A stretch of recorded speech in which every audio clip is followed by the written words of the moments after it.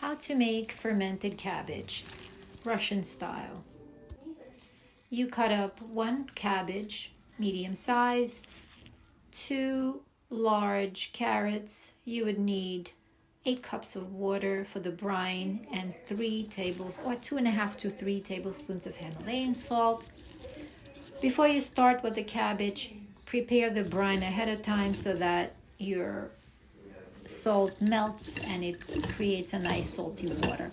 So you take 8 cups of either a jar or 8 cups of, create a bowl. I took a jar. I put 8 cups of water with 2.5 tablespoons of Himalayan salt. Mix it up, let it sit until the salt melts. While that is happening, I cut up my cabbage with carrots, and once they are shredded, I press it into a big jar, and then I pour the brine over it.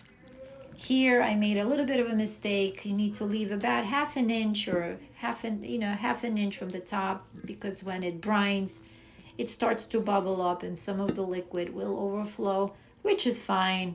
You just make sure you put the jar inside of the bowl so that whatever spills over, you could discard it. Once I put the brine in, I press a little bit more so there's no bubbles, and finish off with more brine on top.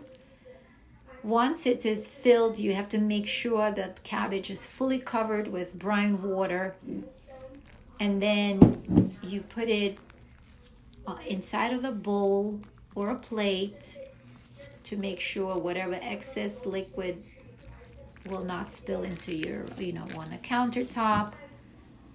And you watch it for 3 to 5 days, depending on the weather. Cooler days, maybe longer. The way to tell whether you're ready, your fermented cabbage is ready, it starts to bubble up.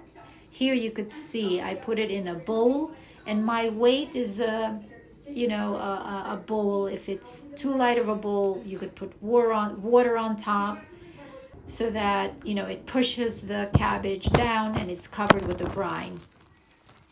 And then I like to put cellophane over it to make sure no dust gets into the jar.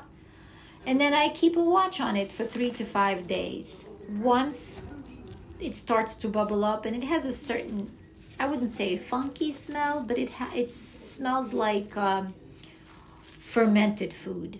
Then you put it in the refrigerator and